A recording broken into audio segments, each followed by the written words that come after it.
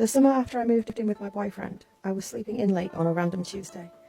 I had the window open because it was July and warm, and my boyfriend had gone to work a few hours before. I was woken by the doorbell ringing, which scares the shit out of me because it's so loud. I didn't think anything of it until it rang for a second time. So grumbling, I pulled some clothes on and went to look out the peephole. When I didn't see anything, I gave up on sleeping and decided to hop into the shower. It was probably about noon or so. When I got out of the shower, I went to go open the sliding glass door that leads to the concrete slab that serves as our patio. We had never used that door because we have cats and keeping it closed was imperative. So it was extremely odd that when I opened up the glass door, I noticed that the screen door was open about 6 inches. I promptly shut the screen door and opted to spend the day in the heat. My boyfriend got out of work at 4, like he did every day. I was sitting on the computer which faces the parking lot, and normally would have had the window next to me open. But since I was freaked out that day, I had closed everything up. Had I left the window open, I would have heard him pull into the parking lot and have a conversation with someone. His ex-girlfriend had shown up at the exact moment he came home. The really creepy part, she tried to invite herself in, and when he told her no, she just started rambling about how it was because there was another girl living there, and how she just knew he was seeing someone else, and that it was so wrong that I was living with him, and all this bullshit. I hadn't answered the door, I hadn't done anything all day but wake up, take a shower and sit on the computer. All in an area with window blinds. But if you were to get really close to the bedroom window, you can kind of see through the blinds. I'm pretty convinced that she was snooping around the apartment that day.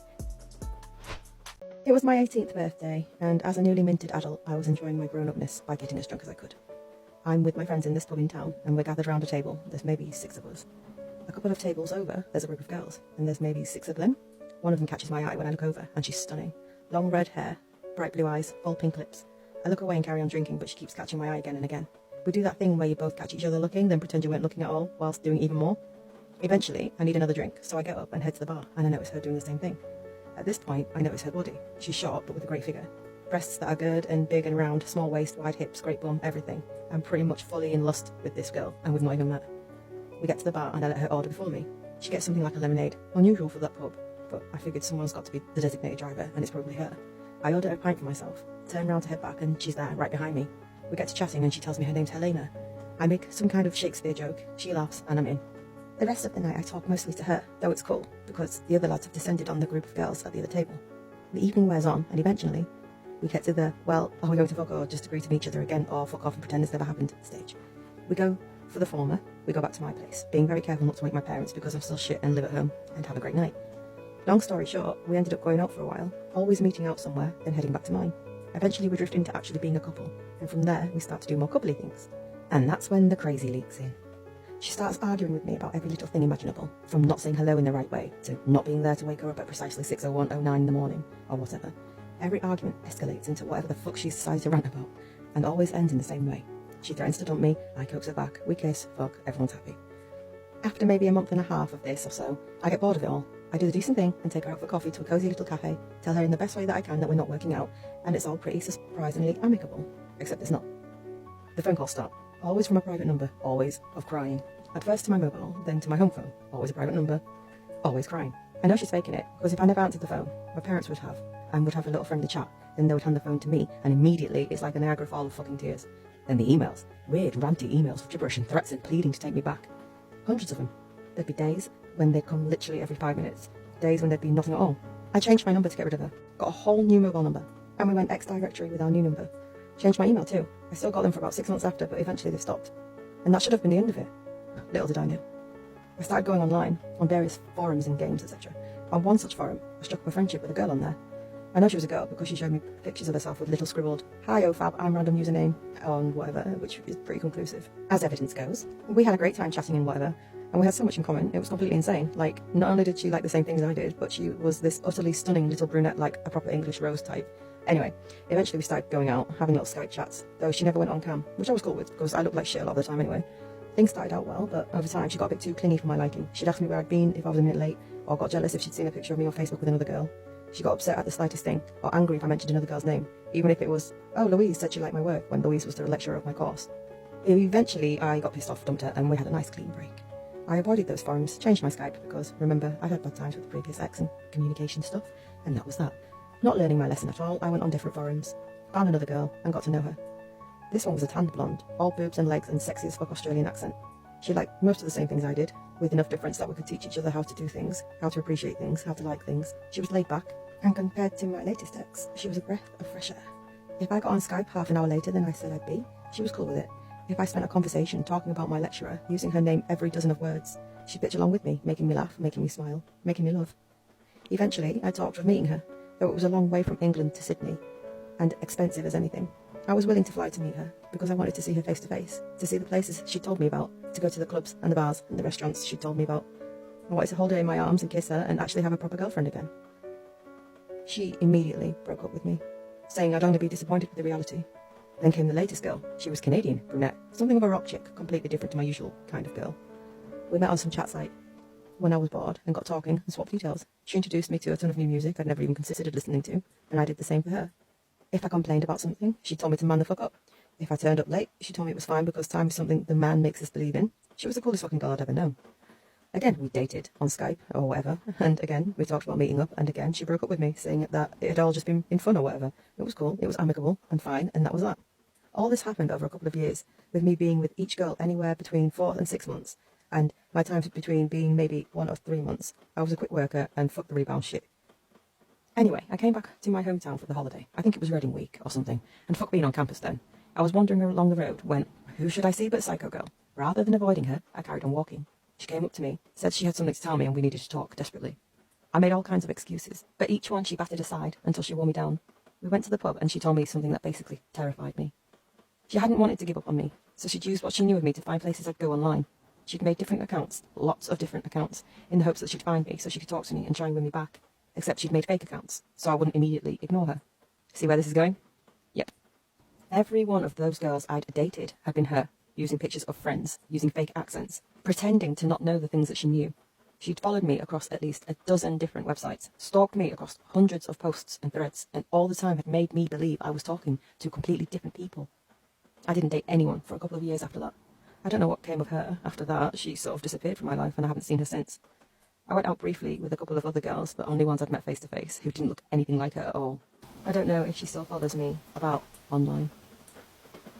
I once had an ongoing elusive food poisoning that lasted for days, and towards the end of its cycle, I went for a lengthy walk on the beach near my home in the desperate hope that I could get some fresh air without shitting myself in front of the town's nightlife. That night I met a group of girls who were obviously drunk and crowding around one of their cars. They wolf whistled as I passed the car, and to my surprise, I ended up hitting it off pretty well with one of the girls, Alyssa. We exchanged numbers and I went home proud of my achievement. That night I started getting a flourish of random texts from her, telling me how hot I looked and that I seemed to be boyfriend material. I told her that I was interested too, and that we'd have to meet up again sometime soon. This was back in the day that I was a poor student studying in Australia, so I arranged to meet her the following weekend after I'd knocked over my study commitments. She was reluctant to wait that long, and over the course of the week she texted me endlessly, increasingly more desperate ploys to see me earlier.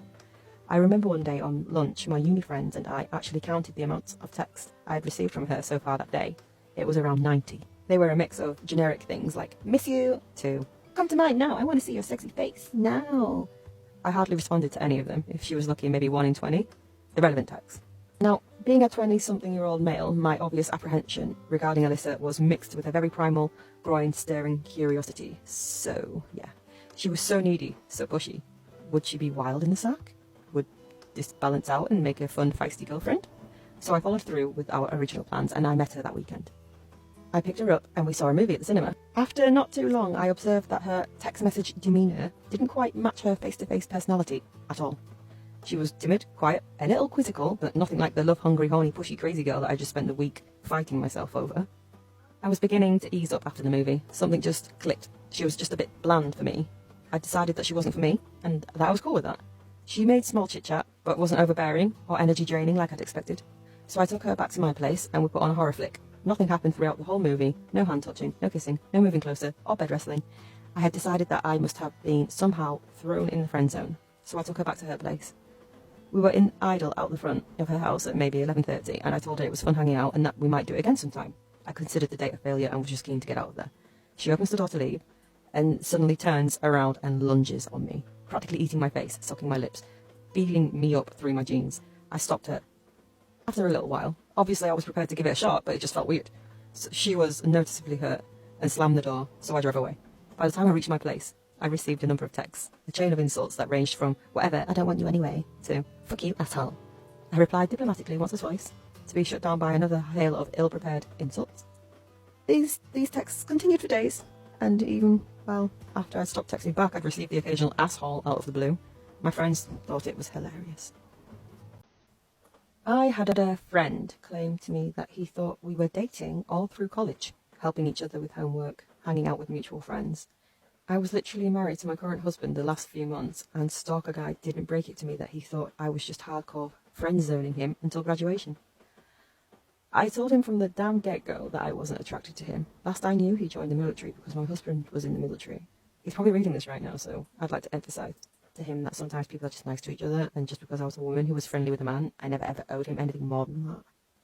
And that is the story of why I never made friends with a man again. Oh, and also of why I vomit a little each time I hear the term friend zone. When my ex and I moved in together, things didn't last long. Because she paid no rent on the super nice apartment we moved into, I kicked her out. Things were not exactly cordial between the two of us, and she refused to give me back the key to the apartment that was in her possession. I guess one night, someone in the main house that my apartment was behind had a car parked in my driveway. Turns out, she thought I had a girl over, and she had the key, so she figured, hey, what the hell, I'll pay them a surprise visit. Problem was, it was about 8 in the morning while she was on her way to class, which was near my house, but it was not reasonable for her to be driving past my house to get there. So she came bursting into my apartment at 8 in the morning after I had worked an 8-hour overnight shift at a bar. I was delirious with sleep, but I woke up to the sound of my front door slamming open and someone stomping up the stairs to my room. I had no idea what time it was. My room was blacked out. So I did the only logical thing you do when you hear someone crashing through your house in a very audibly apparent rage. You go for the gun in the nightstand. I almost shot my ex-girlfriend in the stomach with a .40 because she decided to pay me an unannounced visit early in the morning, after I'd gotten off a very long and tiring shift. Another time I did have a girl over, she did the exact same thing. Stopped by, saw someone's car in the driveway, and at this point I'd already gotten the key back from her. So she did what any sane person would do and stood outside my door, calling me repeatedly. I had to threaten to call the police to get her to leave. It was super awkward for the girl that stayed that night. Fuck, it was super awkward for me. So back in the 1970s, my mum was a teenager living in Houston. She and her 9 siblings lived in the Heights, which she says is a nice neighbourhood now, but at the time was something of a slum. Her family was super poor. Anyway, my mum had a crush on one of her brother's friends. She was around 14 or 15 at the time, and he was a few years older. But she was in love. His name was Mark. Well, around this time, boys started disappearing from the neighbourhood. They weren't leaving notes or telling anyone that they were leaving. Their families were calling the police, but the police weren't doing anything about it. They decided that the boys had run away, and never really looked into it any further. After all, these were poor kids living in a bad neighbourhood. They ran away all the time. Life goes on. One day, Mark disappears too. Meanwhile, my mum's brother was hitching a ride out to the beach to go fishing. He did this on a regular basis, and would bum a ride from anyone. On the way to the beach, the guy driving the car stopped to fill up the gas tank. The guy working at the gas station, Mum says they called him Weird Larry, sees my uncle and asks who he's with. My uncle replies that he doesn't actually know the guy. Larry won't let my uncle go any further and makes him get out of the car. The driver goes on without him. Now then, 3 years have passed since the boys started disappearing, and they finally find out what happened. A man had been paying 2 boys to lure teenage boys to his house, where he drugged them, strapped them to a wooden board, tortured them, raped them, and then killed them. There were at least 28 victims, and Mark Scott was one of them. The only reason they found out was because the 2 teenagers murdered the serial killer, then told the police all about the murders and led them to some of the bodies. And guess who picked up my uncle that day when he was going fishing? About 10 years ago, I was recently divorced and living alone in a 1-bedroom apartment. The place was clean and the rent was decent. One of those places that had a doorman. I felt safe here. I was alone and loving it, focused on my career and not on my clingy ex-husband. Things were finally looking up for me. At the time, I was working pretty late at the office and would often stumble into my apartment, sleep-deprived, in the early hours of the morning and wake up by 6:30, 7ish to start the day. I started noticing that in the morning my door would be unlocked sometimes. I usually dismissed this as my sleep-dead brain, thinking that the bed was more appealing than locking the door. Another thing that I noticed since moving in was that I seemed to misplace things more than I used to. Little things like a hairbrush or nail polish, that sort of thing. It wasn't really that big of a deal, just enough to be a slight annoyance to my day. The longer I lived there, the more frequently I seemed to forget to lock the door. At first it was every once in a while, then it seemed like an almost daily occurrence. More things went missing. Things like pictures, shaving razors, more disturbingly, my underwear. This went on for long enough, then I started to get a little paranoid. I started to take the time at night to make sure the door was locked. I got into the habit of every night after I locked the door to turn the handle 3 times and say to myself, it's locked, it's locked, it's locked. Time after time, I would wake up and the door would be unlocked.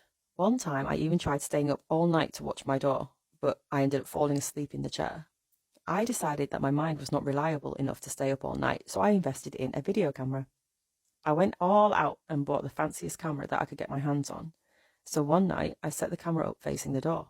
I hid the camera under a pile of towels on the floor. I locked the door and went to bed. When I woke up, my apartment looked normal, nothing missing that I could see. I decided to check the tape. I fast-forwarded through the hours of the footage, not seeing anything. I was just about to give up when I noticed the handle of the door jitter. Then, it slowly crept open. A figure slid through the half-open door and walked towards the camera. It paused, looked around as if it was listening for something, then walked forward into the direct view of the camera.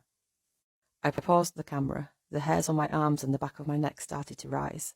I was staring directly into the face of the maintenance man of the building. I could see those big, thick glasses and curly hair. I had no doubt who it was. I played the tape a little more. He looked quite comfortable as he walked around the apartment. Then he turned and walked towards my bedroom and out of view of the camera. I didn't know what to do. Sobbing, I called the police. I tried to explain over the phone, but I couldn't. Soon enough, 2 officers arrived on my doorstep. I told them everything and showed them the tape. I remember seeing the blood drain from their faces. They promised me that I was safe and that they were going to get this guy. I needed to lay down, but I didn't want to be alone. One of the officers offered to stand outside my apartment door as I took a nap. As I was laying down in my bed, unable to sleep but too drained to move, something kept nagging at me. I laid there for a few more minutes, tossing and turning, unable to get comfortable or rest. My mind began racing. Then a realization slowly washed over me and chilled me to the bone. We watched the tape and saw the man enter my home, but we never saw him leave. I froze, then started shaking. I needed to get to the front door. I sat up and looked around the room. I couldn't see anyone. I swung my legs over the side of the bed cautiously. My feet hit the cold wood floor, and I felt warm breath on my ankles. I raced out of the apartment as fast as I could and to the safety of the police officer. He called for backup. They found the man under my bed, clutching a knife and a Polaroid camera. I was out hunting in northern Ontario. No roads except for a logging road within 130 kilometres. I was late on the bear season, so no one was out hunting in my quadrant. I found a nice little campsite along the river and hunted from there. On the second day of my hunt, I came across bear tracks, and I tracked it for about 2 hours, then turned round. This is when shit got fucking weird. I always track on one side of the tracks and return on the other. Around 200 metres down the east side of the tracks, I ran into another human footprint, which disappeared across the trail and into the woods on the west. My dog, Czech wolf dog, didn't seem to smell anything, so I returned to camp with minimal concern. I got back to camp around 7:30 at night, made a quick dinner, and had a cigar by the camp. At around 12, I heard a snap of a branch. After nearly hunting for 20 years, only 2 things snap branches: bears and humans. I grabbed my flashlight and a firearm and went outside after the noise. Every 100 yards, I would scan with the flashlight. My dog started to freak out, growling and then advancing into the woods slowly. I pulled back on the leash to slow his advance and switched on my flashlight. I saw a pair of eyes looking right back at me. It stared for about 5 seconds and then disappeared into the woods. On the walk back, I felt really anxious and scared and uncomfortable. I could feel someone watching me. The next night, the same thing happened. My dog went wild, like I had never seen him. He was whimpering, growling, and clearly very anxious. At this point, I was terrified. I didn't go hunting that day and didn't close my eyes once. That night, I sat up with my flashlight, constantly scanning the tree line. I guess I dozed off around 1 o'clock in the morning and woke up again at 3. I was sweating, really confused and very, very scared. I scanned the forest. Just barely visible about 25 yards in the forest, there was a man and his dog, and he was looking right back at me. I started to approach him, shouting to him. I got to within 10 feet. He looked awfully dishevelled, and he really stank. The worst part was that he just stared and smiled. His eyes showed zero emotion. And then he whispered, "Good night." I ran back to my tent, packed it into my pack, and loaded it onto the trailer of the ATV, and then drove the hell out of there. My cousin was in a band and did some touring for a while. He ran into another band from the Illinois area that had a creepy story to tell. They spent their days on the road and didn't make a lot of money, so they always depended on fans to find places to stay. After playing a show, there was a particular fan who seemed really interested. He offered them a place to stay. His parents were really involved in their church and absent from the house.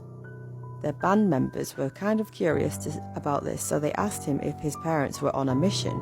He just kind of awkwardly smiled and didn't answer the question. Later that night, the band members were getting hungry and thought about raiding the guy's fridge. However, they decided, since he was being such a good host, that they didn't want to be rude. They packed up the next day and then left. And a few days later, they saw a story on the news about a guy who had killed his parents, chopped them up, and popped them in the freezer. The guy who had been arrested under suspicion was the guy that they had stayed with, and his parents were in the freezer when they talked about raiding the freezer. This story was told to me by my great aunt, one of my grandmother's 9 sisters. In Cuba, where we're all from, the summers tend to get really hot. Coupled with the lack of air conditioning, because you'd have to be really wealthy to own a unit, people tended to sleep with their doors and windows open. One night, my auntie was putting her grandchildren to sleep. She laid in bed with them, and they were all alone in the home. One of her sisters, Berta, was supposed to be keeping them company tonight, but some last-minute event made her change her mind where she slept that night. My auntie says that sometime around 9 p.m, she noticed a figure who, by her description, must have been at least 7 feet tall. It was human-shaped, but seemed to float inside their home. If it had legs, then they weren't visible because of a long robe of some sort covering them, and dragged along her floor. At this point, rather than scream in fear, my auntie decides to lay perfectly still so not to wake the children. She sees the figure cross the hallway and then head into her room, looming ominously over them.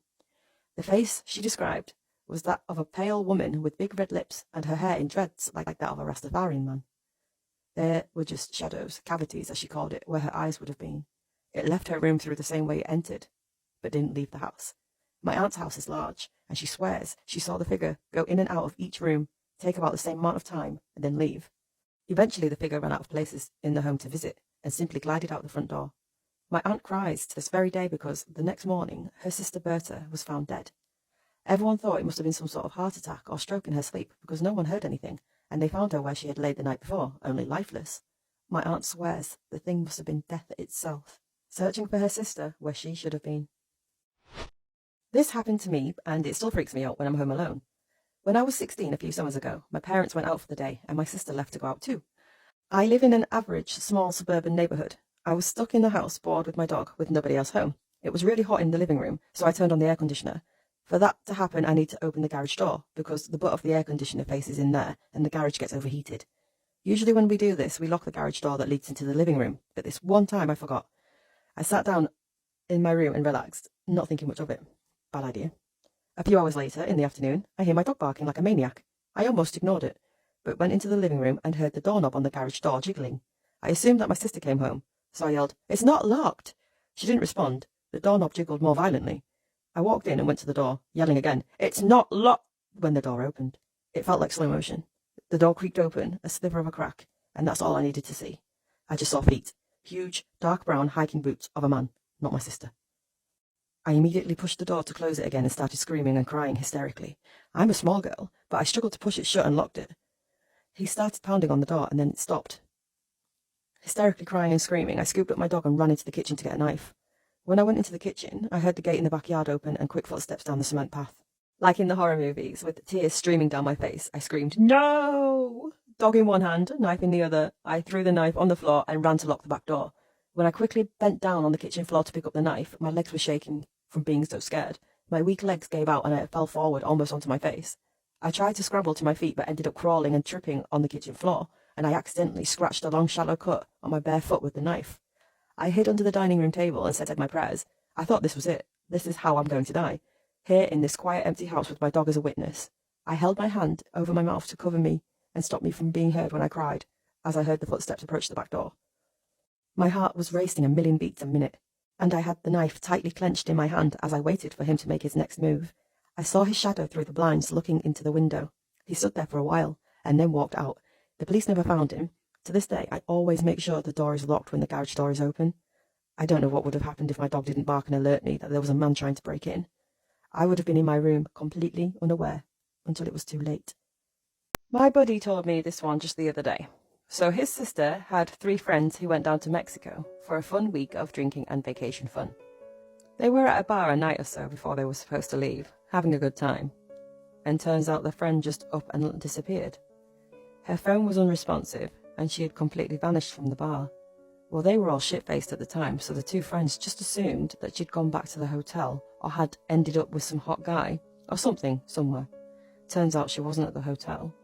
After a lot of commotion, they were driving back towards the US when they are elated to see their friends sitting in a car with a few Mexican gentlemen a lane or so beside them. Strangely, all efforts to contact her are in vain.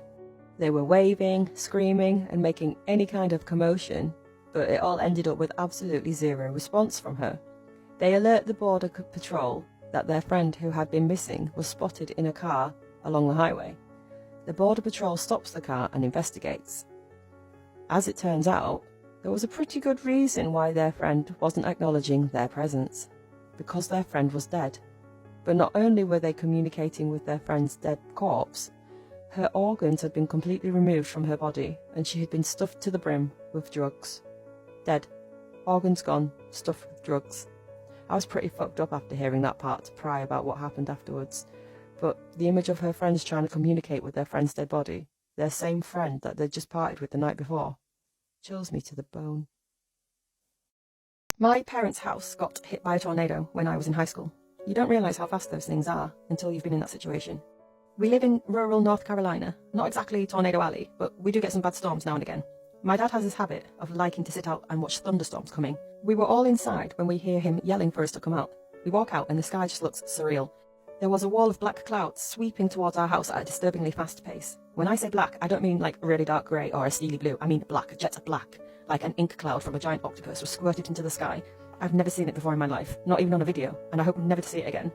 So we were pretty freaked out by the clouds and the wind was picking up. I mean, those clouds were moving fast. Someone, and I think my mum, said something to the effect of maybe we should get inside, just to be safe. But things were starting to go crazy even before we turned around. The wind goes from 7 out of 10 on the windy scale to like a 25 in 3 seconds flat. We turned to get inside, and I'm the last to go in the door. I try to pull it closed behind me, but the wind is sucking the door open. I have to pull both hands on the knob and jerk back with my full body weight to get the door shut. At this point, it's probably been 45 seconds since my dad called us outside. We run to the hallway and start throwing things out of the closet under the stairs and climbing in. The whole house is full of this absolutely indescribable roaring noise. It was like a jet was taking off on our roof, or a train was driving through the living room. It wasn't so much the sound as a physical force. It made your head throb, it was so loud. You could feel it constantly in the pit of your stomach, like the boom from a loud bass speaker. But instead of having a beat, it was just constant. It felt like your eyeballs were quivering in your head. The pressure changes from the winds also screw with your sense of balance. I was getting that sense of vertigo you feel when you're standing at the top of a cliff and looking down. It was an absolute sensory overload. We all jump under the stairs and shut the door when we realise that we left the dog out of the house. My mum opens the door and yells for the dog, which comes barrelling into the closet like a bat out of hell. We shut the door, and at this point it's been maybe a minute and a half since we were all sitting in the kitchen chatting, and my dad yelled for us to come outside and look at these crazy clouds. That's how long it took to go from a normal evening to absolute terror. We sat under the stairs for maybe that much time again. 2 minutes, probably 3 at the most. It seemed like longer, of course. Everything was shaking. I just waited for the walls to tear apart around us, or debris to start smashing through the door. Then the sound passed and we came out. The house was still standing around us. So far, so good. We go back out on the front porch and the door won't open. I give it a heave and push it open a few feet and squeeze out. The porch is destroyed. We had a small barn sitting in the front of our house, and it had been absolutely obliterated.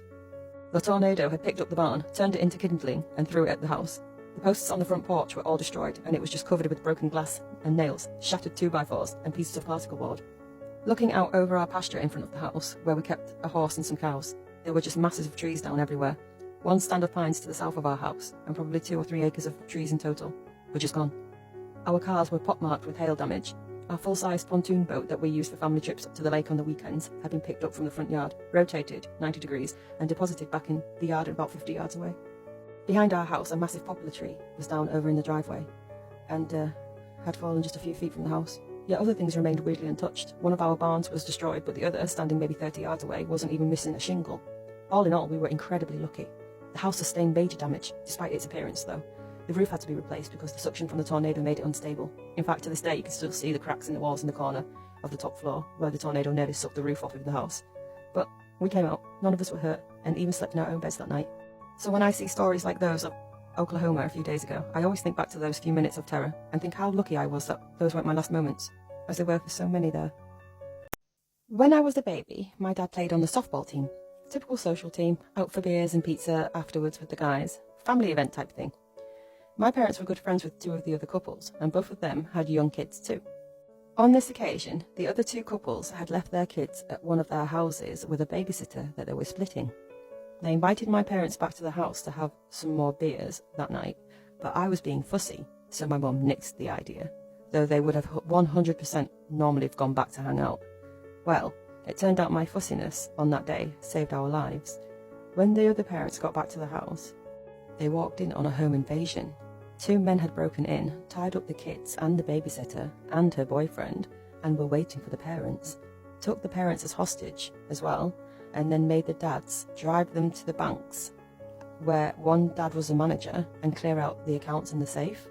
Then they came back to the house and slaughtered both families, the babysitter and her boyfriend, and the kids included.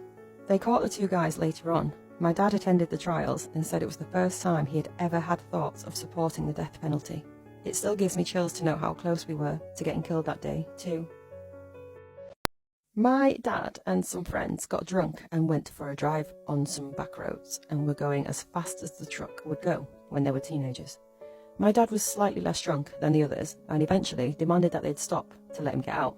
They pulled over and he and one other girl got out, and he and the other girl started walking the direction back to town while the other three sped off in the opposite direction. Well, less than a mile up the road from where they got out is an extremely sharp turn, which they missed, and they hit a tree going pretty close to triple digits miles per hour. Two of them died on impact, and the only reason the third survived is because they crashed in the front of the house that the two doctors lived in. The survivor was paralysed and lost his leg and part of his arm, and was in hospital for 8 months before dying. This was back in the 60s, so medical care wasn't what it is today. When I first got my permit, my dad took me to the coroner to explain the importance of safe driving. It gave me goosebumps, just thinking about how close he was to being in that truck. He said that the dad of the driver had gotten what remained of the truck to be hung up in the town centre for months afterwards, to be a warning to everyone else. I was on vacation in Ithaca with my boyfriend at the time. We had literally, I'm talking 10 minutes, just gotten into town and stopped at a suspension bridge near Cornell's campus. I'm terrified of heights, and so my boyfriend was coaxing me step by step over the bridge. It was gorgeous, and we stopped in the middle to take a picture.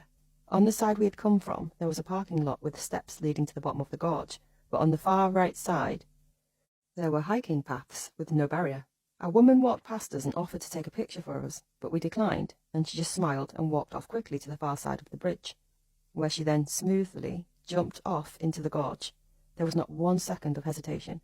It was almost like she expected the path to keep going. Like, the sound of a person hitting the ground from a jump like that just sticks with you.